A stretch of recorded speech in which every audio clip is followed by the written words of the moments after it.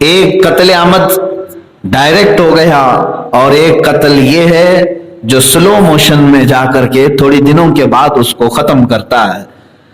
ایک طریقہ یہ. دوسرا، بعض لوگ کسی کے قتل کے لیے، موت کے لیے یہ زہر کا استعمال جس طرح کرتے ہیں اسی طرح سحر کا بھی استعمال کرتے ہیں. زہر اور چیز ہے، سحر اور چیز ہے. زہر پوائزن، سحر جادو کو کہتے ہیں. تو جادو کے راستے اپنائے جاتے ہیں. تو بعض لوگ یہ کہتے ہیں کہ موت و حیات تو صرف اللہ ہی کے دست قدرت میں، جادو کا کیا ہے؟ میرے عزیزو، یقیناً اللہ ہی کے دست قدرت میں ہے، لیکن چیزیں اسباب بن جاتی ہیں. چاقو سے مارو تو مرتا ہے کہ نہیں آدمی؟ اس وقت تو یہ نہیں کہو گے کہ چاقو کی کیا اہمیت ہے. نہیں، چاقو ذریعہ بن گئی موت کا. اسی طرح بعض لوگوں کے لیے جادو اور سحر ذریعہ بن جاتا ہے موت کا. اور اس قتل میں جو لوگ شریک ہیں وہ بہت بڑے گنہگار ہیں، اس لیے کہ جادو عام طور پر قتل تک اور موت تک جو جادو لے جاتا ہے وہ کوئی حلال جادو نہیں. اس میں بندہ پہلے کافر ہوتا ہے پھر جادو کرتا ہے.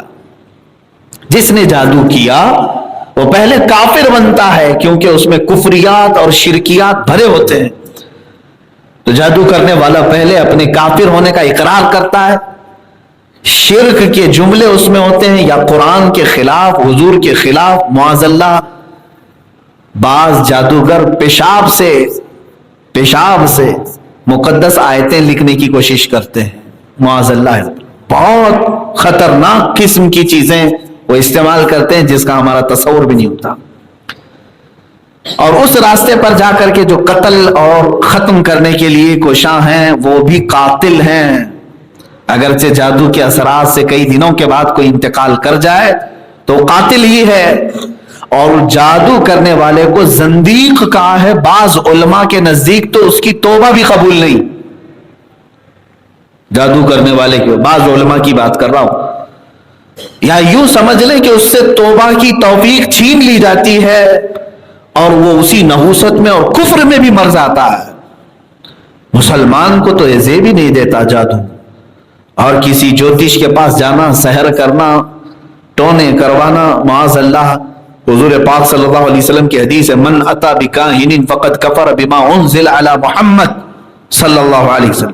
جو کسی کاہن کے پاس گیا، جادوگر کے پاس، جوتش کے پاس گیا، گویا کہ اس نے محمد کا انکار کر دیا صلی اللہ علیہ وسلم.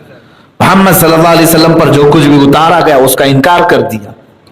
تو ہم میں سے تو کوئی اتنا گھرا ہوا نہیں ہونا چاہیے کہ وہ اپنے خواہشات نفس کے لیے اس گھٹیا راستے کا استعمال کرے. ہاں، شیطان اس راستے پر لاتا ہے، کوشش کرتا ہے. یہ قتل کی صورتیں میں آپ کو بتا رہا ہوں، زہر سے، سحر سے، اب نئے طریقوں سے جیسے چاقو، چھری، گولی، بندوق، یہ تمام چیزیں تو قتل کی صورتیں ہیں. ایک اور چیز ہے میرے عزیزو، توجہ چاہتا ہوں، ایک اور قتل ہے، وہ بھی عمدن قتل میں آتا ہے، سہون قتل میں نہیں. سہون قتل کے متعلق ابھی جو آیت میں نے پڑھا اس کے لیے کفارہ ہے.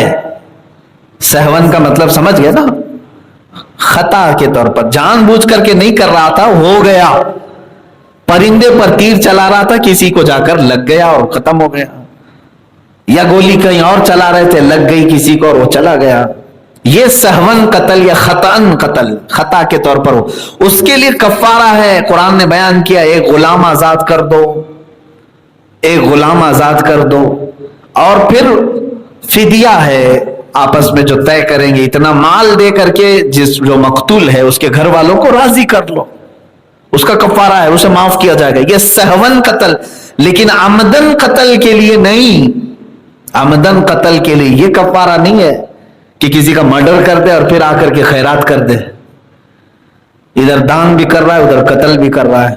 یہ عمدن قتل کے لیے نہیں. اب ایک صورت عمدن قتل کی یہ بھی ہے کہ آپ زندہ آدمی کو مار رہے ہیں، جیسے میں نے صورتیں بتائی، چاقو سے، تلوار سے، گولی سے، بندوق سے، زہر سے، سحر سے، جس انداز سے بھی آپ نے مارا وہ قاتل ہی کہلاتا ہے.